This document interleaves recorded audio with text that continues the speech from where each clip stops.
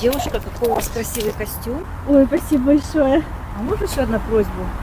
Да, конечно. Можно мне попробовать на скакалке попрыгать? Я так захотела попрыгать.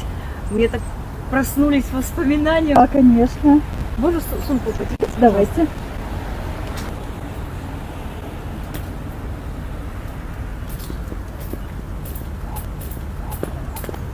Ой, еще немножко. Ого! Вау! Ой, как здорово! Вы Вау! меня вернули в прошлое, в школьные годы. Спасибо вам большое. Пожалуйста! Вы очень хорошо выглядите. Вы знаете, хорошего вам дня. Спасибо вам тоже, спасибо До большое. свидания.